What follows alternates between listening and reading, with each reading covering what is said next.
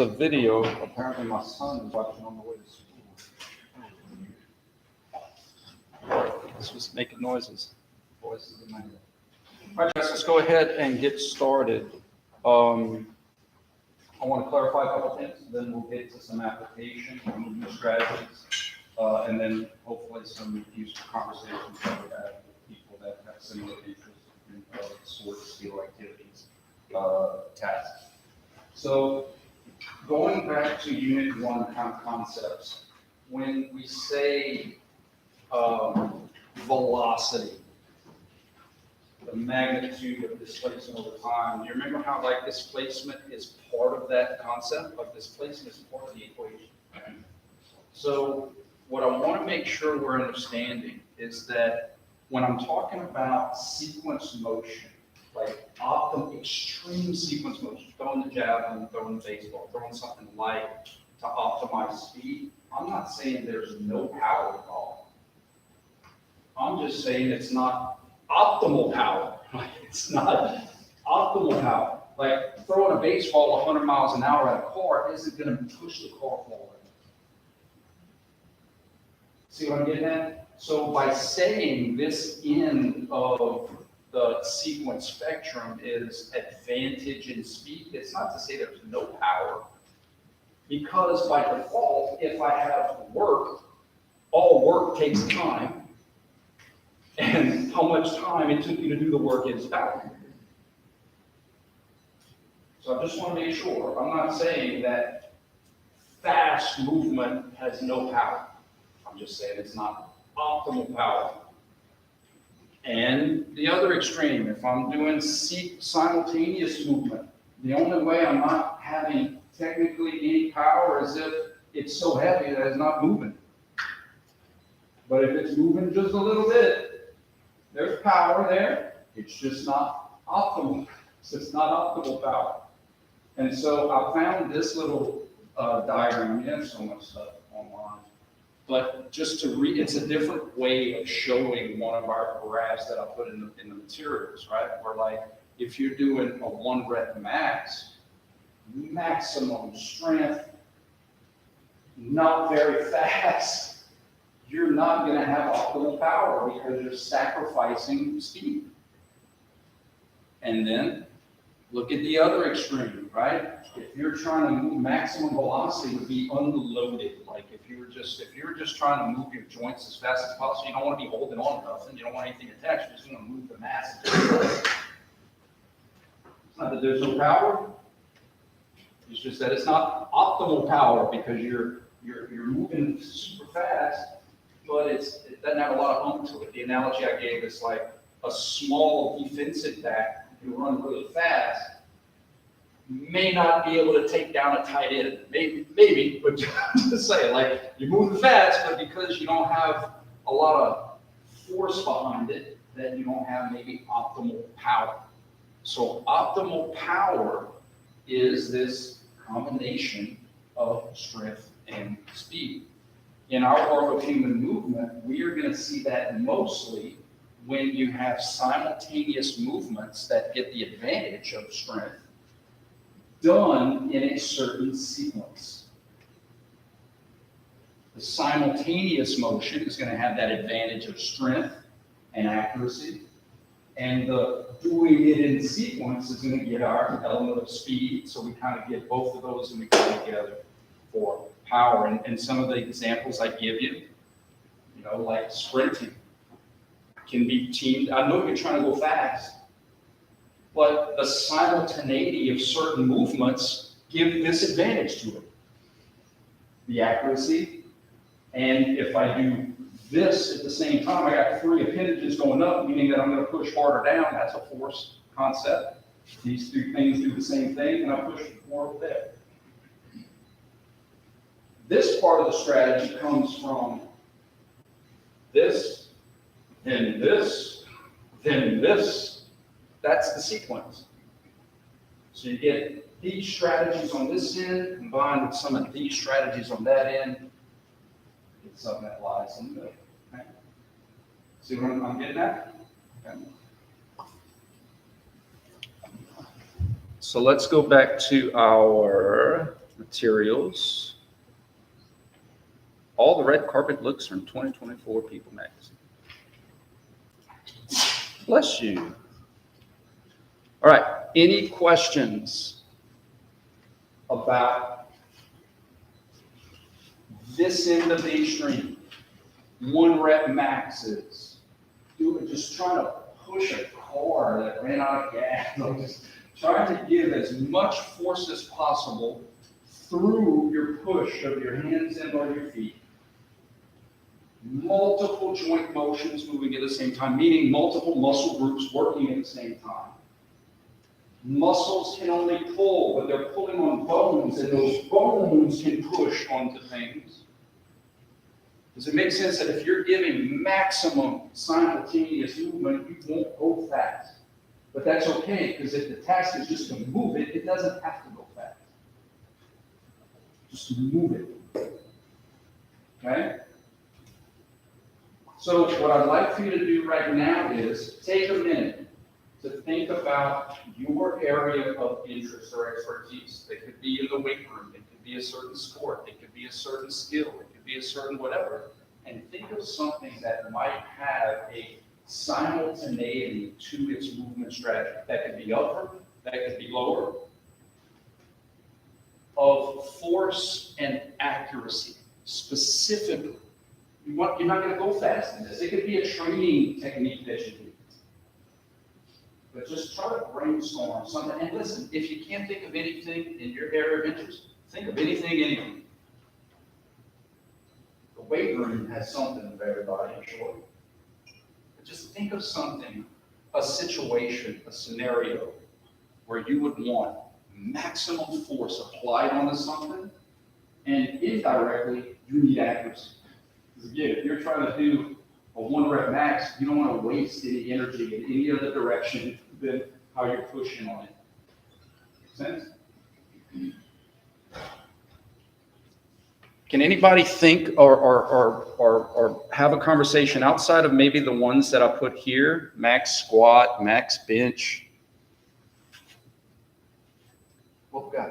Max bench, like a lot of stuff. I mean, I want to like take it up hard. I can like try to focus or up. Yeah. Kind of like waste energy. Yeah.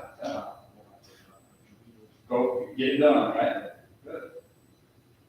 Is there, and listen, maybe there's nothing like in real world sport that requires, but I would think like, I know this is really thinking outside the box, but like sumo wrestling, right? Like somebody who they're like in a situation where they're both pushing on each other and they're trying to use the energy that they're getting back from the ground, transferring it through their body, and they're just like, what is it on each other?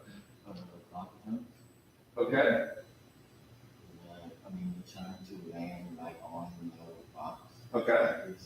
Okay. And then the ground choice. True. Remember, we're trying to think of something that doesn't require speed, though, right? So maybe it depends on how high the box is, right?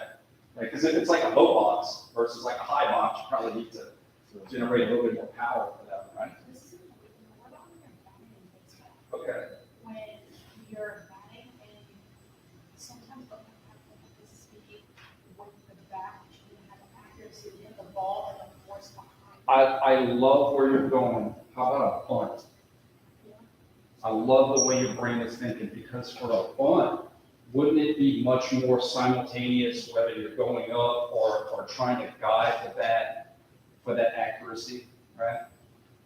In fact, that's why you want to square up for the bunt, right? Because it's not about hitting the ball fast. It's about just making contact with the ball. Because if you just make contact, it'll roll fall, right? I love that example. So simultaneous in baseball would be like hitting a bunt, more like. And remember, guys, technically there's no like all the way over here.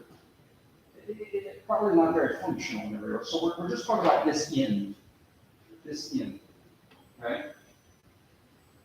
A lot more practical applications on the other side of the world, on the sequence end. Okay, so remember, we're talking extremes. Extreme on this end. Throwing a baseball from home plate from the outfield, where you may have a run and start, so the ball's already moving, crow hop, you get everything from toes to tips. And it makes sense because although the ball's going fast, is it hard to hit the catcher from the outfield? Like, there's more of a chance for the ball to fly all over the place, right? So that kind of makes sense. It's harder to be accurate when you're doing all these different motions in sequence. Okay? What are some other non-given, and for the simultaneous motion, we can do, I gave some examples here, how like, it doesn't have to be forceful, it could just be for accuracy. Like, I remember our basketball coach was very strict. I think I talked to you about like Bobby Knight kind of basketball coach. So it was always 2 hands on your pad, right? For accuracy. And he didn't like the John Stockton one-handed pass because there was more chance it could, slip out. So like a chest pass, simultaneous, and we're going to get into, well, didn't you step first? Well, yeah, that's to try to make it more optimal for power, but just literally me using my elbows with my shoulders to try to make the ball go where I want it to go. Versus this, where the ball might fly out in any direction. Now, if I was trying to throw the ball across the court, this may not cut it. I might be accurate, but it won't be fast enough to get across the court. So there I may have to take more of a sequence strategy and risk the ball slipping out of my hands and going to the rafters, which happened in my freshman year of high school. Okay, small school, so I was starting varsity when I was a freshman because we didn't have anybody else to play, all right? I was a pitcher, but I didn't have huge hands, and I was small and skinny at the time, and coach wanted me to throw a length of the court pass, our best player coming off of a pick route. And I'm just like, going straight into the rafters. So embarrassing. My senior year, we had a similar play, and I was actually big enough and old enough to do it, and coach looked at me and said, "Don't throw it in the rafters." I was like, dude, that was 4 years ago, man. You see the trade-off, though, right? Or a standing 2-handed chest pass versus if you have to go a little further means you got to go and get a little faster, but that's when you step to get a little bit more velocity into it. That would be more of a sequence. So what I'm trying to establish is that in a continuum, any continuum, cold water, hot water, when the water gets hotter, another way to look at it is it gets less cold. There's 2 different forms of the same thing. The water gets colder, it gets less hot. So with these movement strategy continuums, if I got more sequenced, by default, I just got less simultaneous. 2 different forms of the same thing. Even if we're on one end of the continuum, let's say we're in sequence land, we're not optimal power, we are having more advantage of speed at the sacrifice of strength because we got to make something move fast. Even if a pitcher, 3 balls, no strikes, I got to throw a strike. So the pitcher is going to throw a pitch that's not as fast. Maybe 5 miles an hour less. That pitch will be less sequenced. It's not that it's going to be a simultaneous movement strategy, but it's going to be less sequenced because I'm trying to get a little bit more accuracy. I'm trying to dip into over there a little bit more at the trade-off of speed. Does that make sense? Now, what we know is, maybe in college, maybe in the pros, sometimes you have batters who have green light on that kind of stuff, right? And they're just like, but that's the trade-off. Accuracy and velocity. And optimal power lives in the middle. Okay? Kiddos. So let's go back to simultaneous, because again, there are some movement strategies that are simultaneous that doesn't have to involve max strength. I gave the dart one. In fact, let me pull up. And guys, I apologize, man. This is the risk when you pull up YouTube and you have a 14-year-old child. You never know what that kid's been on. Let's see if I can. Kids into some anime, I'll tell you that. Yes, ma'am. There's no perfect example. I'll take it. At the clinic that I work at, Yeah. depending on if they're there for service or inpatient, Okay. we'll have them do maybe squats while doing the wall bars, meaning like giving them a weighted ball. Yeah. We'll have a target at the top, and we'll have a squat, hit the target, and get right back to that same Mhm. position. Would that be kind of like? I love that example for utilizing a little bit of both. Now, a lot of times it's all how you're defining what we're talking about. So in other words, the lower extremity would be 100% simultaneous in terms of the hips and the knees. But if they're doing like the ball toss, they're probably not, well, at different expert levels, but they're probably, depending on how high it is, they're probably not going to start moving shoulders and elbows until they're at the end of the road of their hips and their knees. Does that make sense? And so what you're trying to do is you're trying to speed the weighted ball up with your lower extremity. And then once it reaches a good speed, you keep speeding it up with your upper extremity. So you have the simultaneity of the heavy ball or the big surface area ball, but then you also have a sequence strategy to try to make the ball move fast. So you're taking something that's relatively heavy and trying to make it move fast. And that's where you could get into some optimal power. So there's 100% some simultaneous motion of that, but that's an example of how you can do simultaneous movements of the lower and upper in a sequence to try to dip into that side, right? to try to get a little speed on this end on your simultaneous to try to make something heavy go a little faster. Outstanding. What about kind of goalie kicks the soccer A ball? goalie. Yeah, like goalie in soccer. Okay. Kicking the ball, like when they're dropping the ball back into play, Uh-huh. like that would be sequence. Very sequenced. Yeah, kicking would typically be sequenced, but think of the continuum.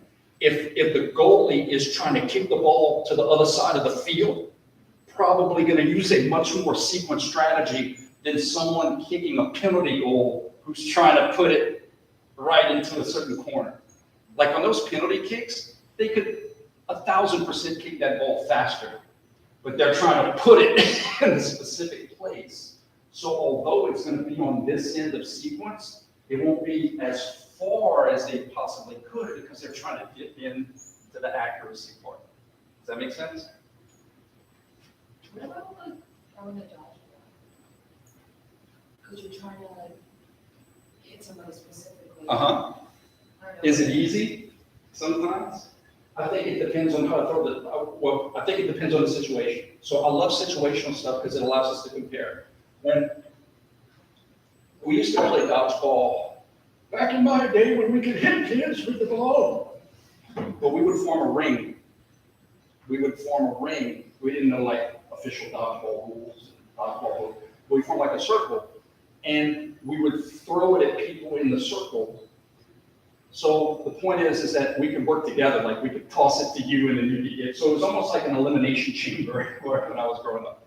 So my point is that sometimes when there was like a couple people left in the middle and the ball got thrown to me and the person was real close, I'm not gonna crank back and sling it at them. I'm just gonna do that, like, because they're right there and it doesn't have to be fast. I'm just trying to make it accurate.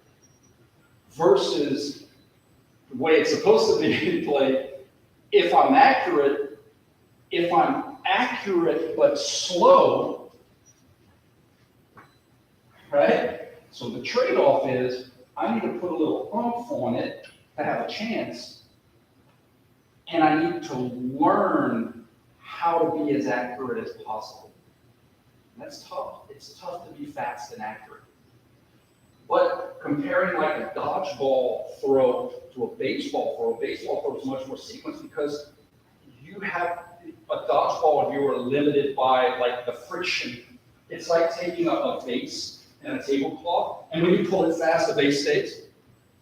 So it's like your hand is the tablecloth and the dodgeball is the vase, and if you move your hand too fast, the vase is going to stay behind, right? So you actually have to slow your motion down so that the vase moves with the tablecloth. You don't have that problem with baseball because you don't need friction to throw it. You're actually pushing behind the baseball. So that's why, like, good dodgeball, I say good dodgeball players, you got to have shoulder rotation too, but people with big hands would be great at dodgeball. Because then they would be able to take the tablecloth, fold it on top of the vase, and swing the vase as fast as they want to. Does that make sense? Great conversations. Let's take a look at, I'm part of, you know how they different sports, and I'm part of a fantasy dart throwing league. You know, we do a draft and we do, I'm joking.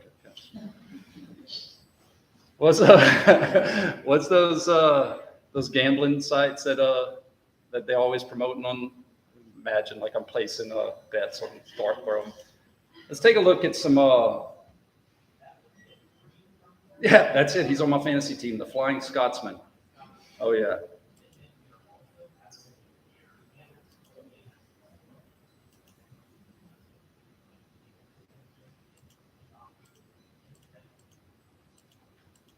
Guys, is somebody going to throw a dart? All right, this isn't fun. 30 selfies that were posted by mistake. Yeah, not today, Satan. Okay, let's check this guy out.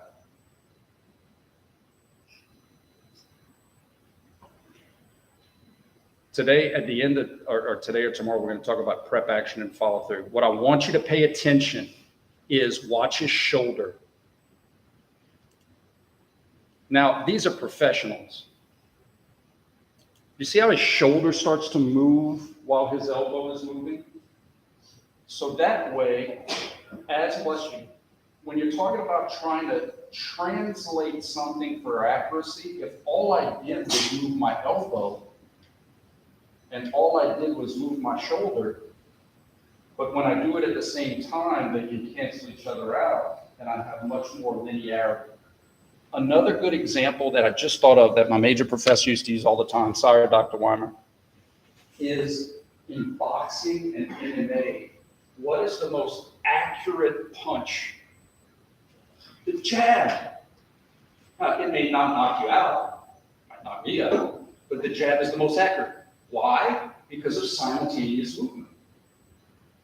If I did elbow and shoulder in sequence, one at a time, it would look super silly. It would look like this. Or this is even better.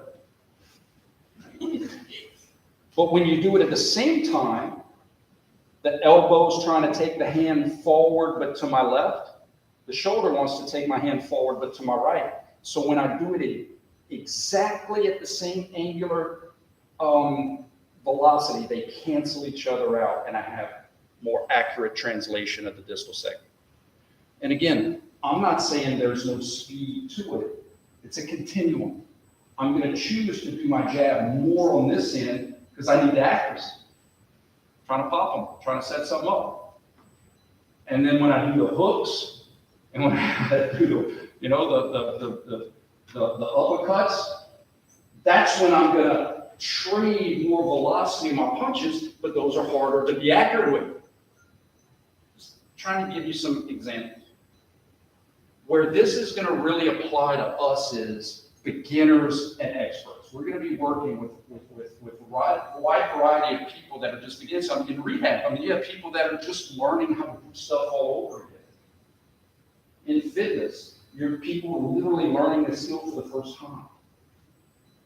Beginners of any kind are going to start off on this end of a movement strategy. Because for them, it's about being slow and accurate. You have to learn to be sequenced. That takes time to learn to be sequenced. Think of it as trying to teach someone to ride a bike and they're scared because they're going to fall. You got to learn to be confident in that sequence motion. So sometimes when we watch videos, there was one I found the other day that was pretty cool. Let's see if it pulls up.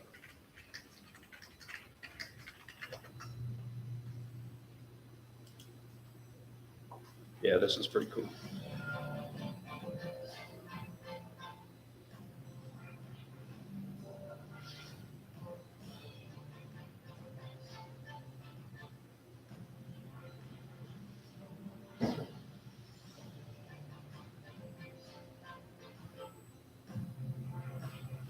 Do you guys realize, I don't even realize, nobody realizes how many times Tiger Woods has swung the club?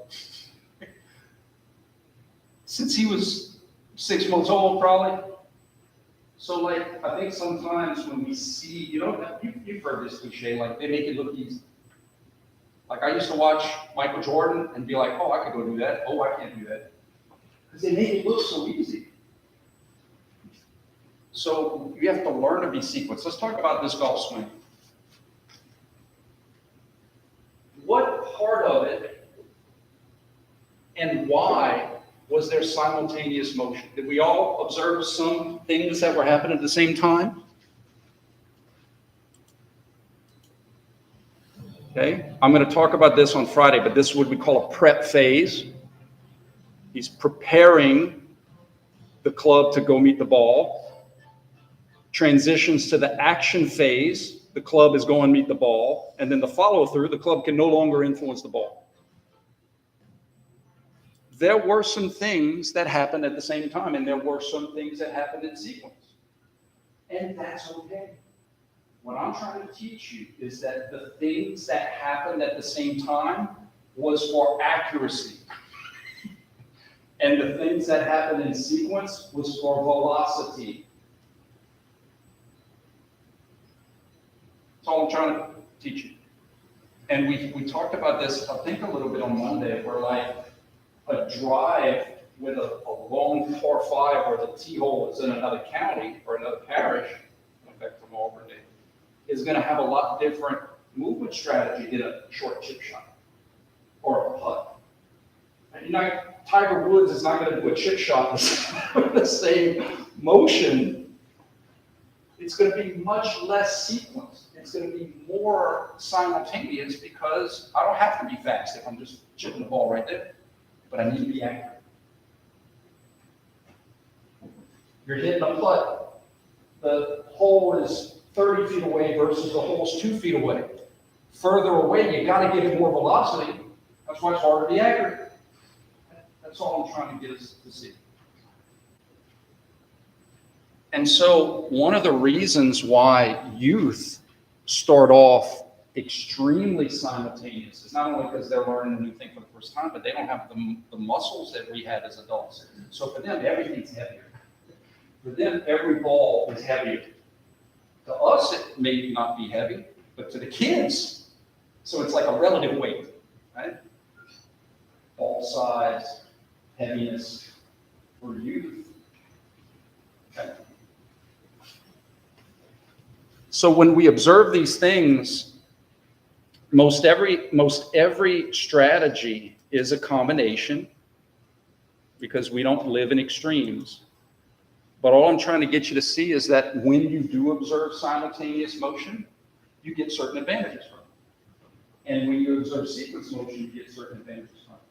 When you're going to be working with people, they may be doing more of this when they need to learn to shift more here. And that's teaching, that's coaching. That's what you're working with them on. And maybe they can do that better if they got stronger. Maybe they can do that better if they had more range of motion.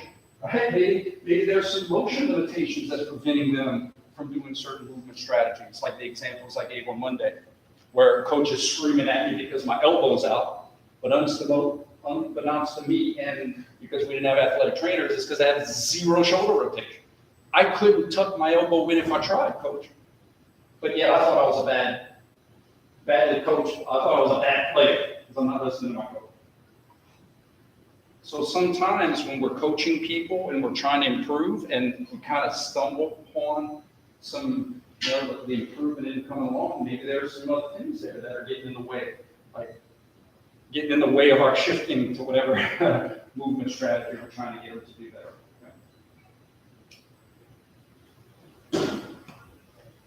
Okay, how about something like this? This will go into the box jump exam.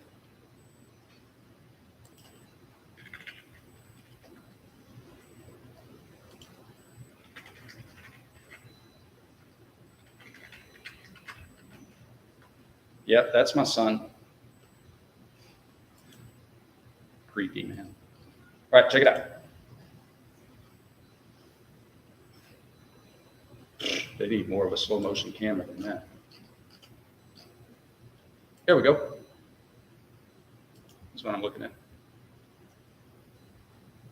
Oh, this is really slow.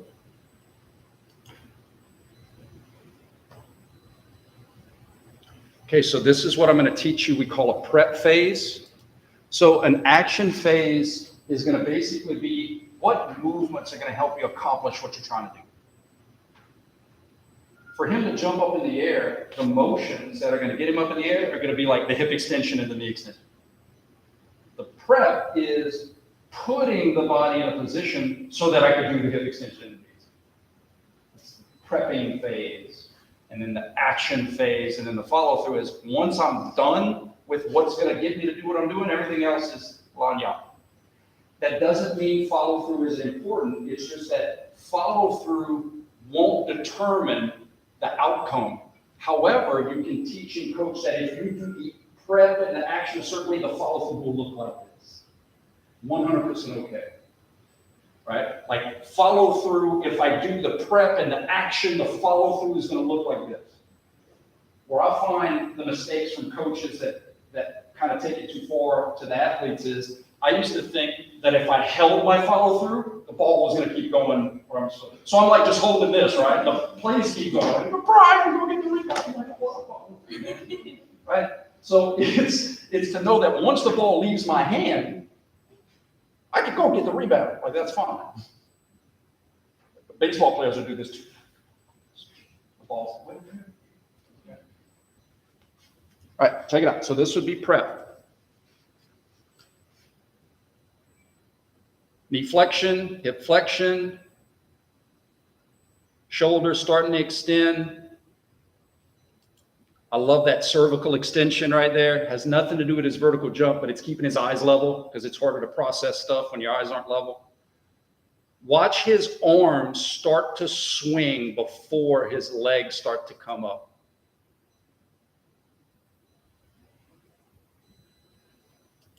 Did you notice that?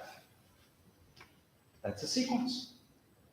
So what do you think swinging the arms before the legs would give me a little bit on this end, right? Like a sequence. Now, there's still simultaneity. His right and his left are going at the same time. That gives me some of this side. So the point is that when you're doing these skills, rarely is it going to be on an extreme. It's always going to kind of be on some type of continuum. And even though I might be mostly simultaneous, that doesn't mean I don't have some speed element to it. Because remember, as I start from one end and I drift here, I'm getting more speed, more speed, more speed, more speed, more speed. So just because I'm mostly simultaneous, that doesn't mean I'm not trying to go fast. It's just your body weighs a lot. So you kind of have to use a simultaneous strategy, not only to get all that stuff up off the ground, but to try to go accurately up. Because if I just jump with my right leg, maybe I drift over here.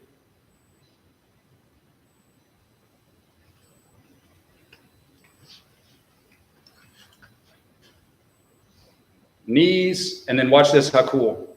What's the last thing to go? At the bottom. Knees, hips. What's the last joint motion we're going to see at the bottom?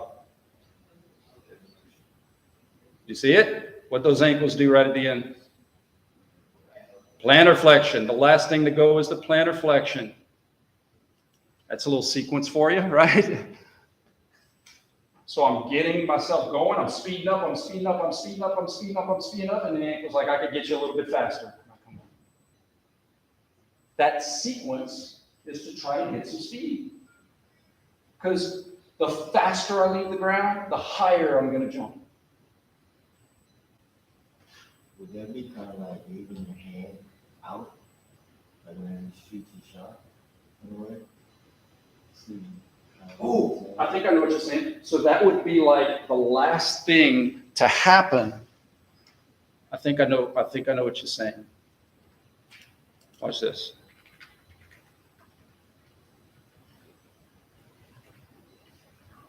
And ready, go.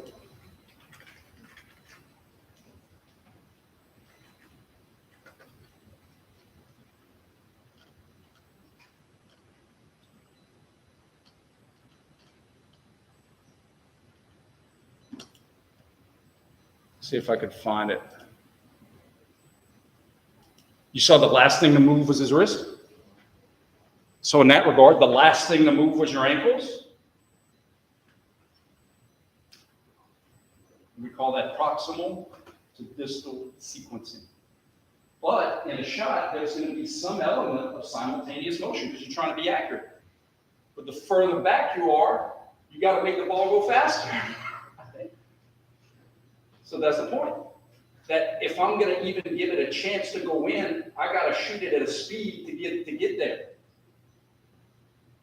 And with that extra speed, unless you're Steph Curry, it comes at the trade-off of accuracy. That's it. The further Steph moves back, the less accurate he's going to get within shoot. But a free throw is kind of like throwing a dart. Nobody's in your face, not that far. Much more simultaneous to maybe a free throw than like a three-point shot.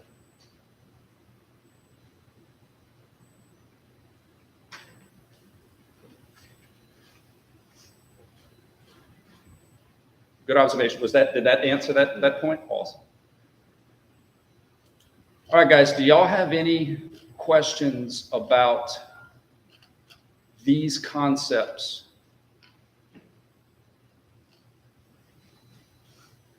A professional speed skater is going to be much more sequenced than a beginner. A T-ball player is going to be much less sequenced than a junior high player. But another way of saying it is that a T-ball player will be more simultaneous than a junior high or high school player. But by saying more simultaneous, that doesn't mean that I'm all the way over here. It's a continuum.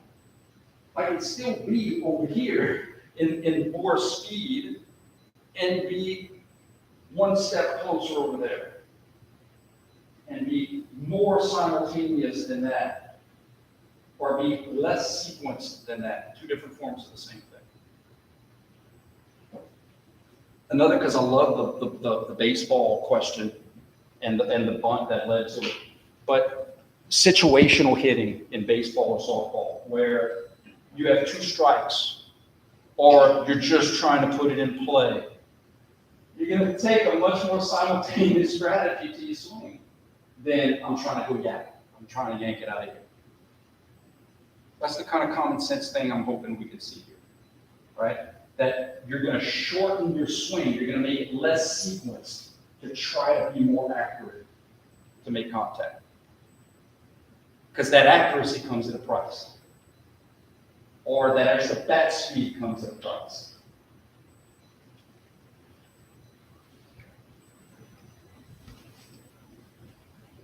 Any questions? Okay, so what I'm going to do is, in terms of your homework, what I'd like for you all to do is start to apply this stuff, and I promise, guys, it's coming. I'm still working on the details. I've never done class projects before. That's not really my thing, but I'm trying to learn. So I'm still working on how am I going to grade it, what's it going to entail, all the things that you need to know and you want to know. But that doesn't mean you can't start trying to apply some of the things we've learned in class to your specific area of interest. What you do know is that I'm going to ask you to pick out a specific skill. It could be a rehabilitation exercise. It could be a mechanism for an injury. It could be a specific skill in a sport, a pitch, a hit, a shot. Whatever is your interest is my interest. And you can start kind of applying some of these things until I come with the finished product, which should be soon. It's going to be before our second test. All right, any questions? All right, guys, yes? Just for like this, like, choose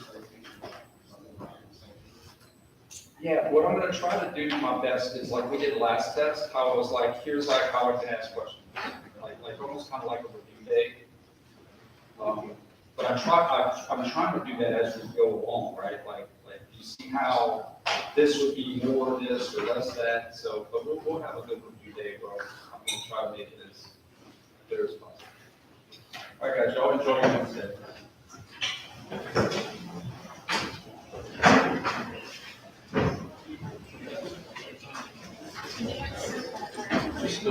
Just go wait by my desk. It may take me a few minutes to break everything down, but I'll be there as soon as I can.